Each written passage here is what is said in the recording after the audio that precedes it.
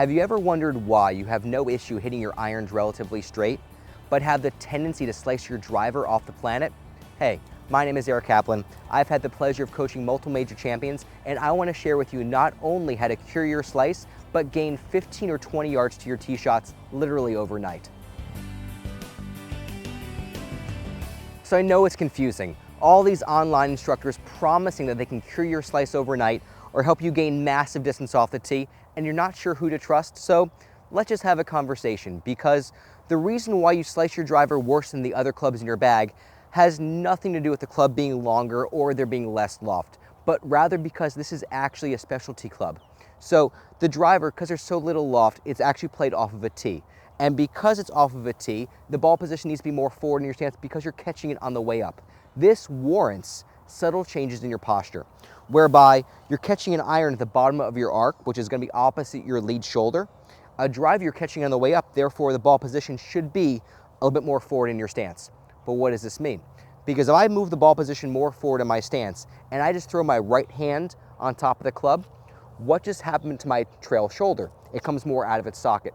Now my shoulders are aiming well left of my feet and can create the condition by which I would come more over the top. So for those of us who had said, hey, my friends tell me my feet are aiming well right of my target, this is the most fundamental reason why. Now, I have a 2.5-year-old at home, so are you prepared to play the game? Are you smarter than a 2.5-year-old? So in the golf swing, there's two basic muscle groups I like to talk about. We have the muscles up here and we have the muscles down here. So the first question I have for you is, what shape does this look like? Really good, it's a rectangle. You guys are 1 for 1. What about this? That's a square, or the box. So we have the rectangle up here and the box is down there.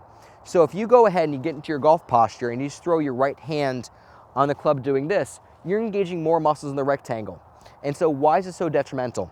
The muscles up here, the delts, if I take my shoulders and lift them up and round them forward, the muscles up here are the muscles that actually cause you to come over the top, cast, early extend, etc. The muscles of the box down here are the muscles that allow you to powerfully rotate around the body. So when you're setting up with a driver, if you move the ball more forward in your stance, which you should because it's off of a tee, you're catching it slightly on the way up, and you just throw your right hand on the club, you're now engaging more of the muscles of the rectangle. You're already setting up in a position that would cause you to come more over the top. So the way that we fix this and remedy this and also increase your club head speed off the tee substantially is to create a little bit of the shoulder engagement. If I create a little bit of shoulder engagement, this connects me to the bigger, more powerful muscles of the back and create much more coil in terms of transfer of energy. Now we do find ourselves with a very interesting problem though, which is if I'm hinging my thighs back, ball position more forward, shoulders engaged, how on God's green earth to get my right hand to the club? Because the last thing I want to do is just throw my right hand on doing this. So the answer to the question is found in what's called the secondary tilt of the spine.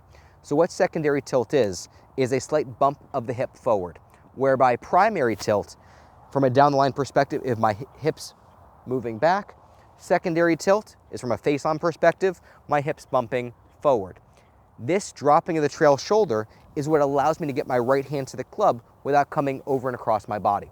Now there are 4 basic reasons as to why this little bump of the hip is really efficient with driver, is for as follows. First of all, the right hand is lower in the club, the shoulder should be lower.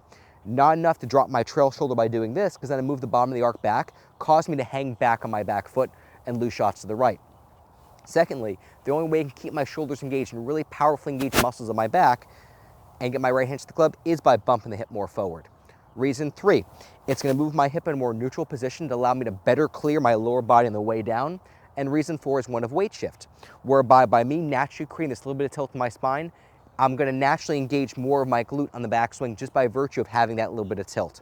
To see that in action, we're going to hinge your thighs back, get the weight more over the ankle joint, create a little bit of that shoulder engagement, at which point what allows you to get the right hand to the club is that tilt.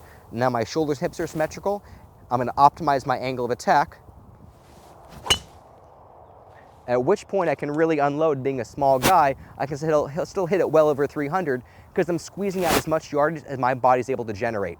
So again, don't forget, if you have somebody trying to tell you to stop coming over the top by learning how to reroute, on the way down, what's critically important to understand is you shouldn't be worrying about the dynamic pieces, but rather say you coming over the top in your golf swing is a symptom of not having shoulder engagement and not having any secondary tilt.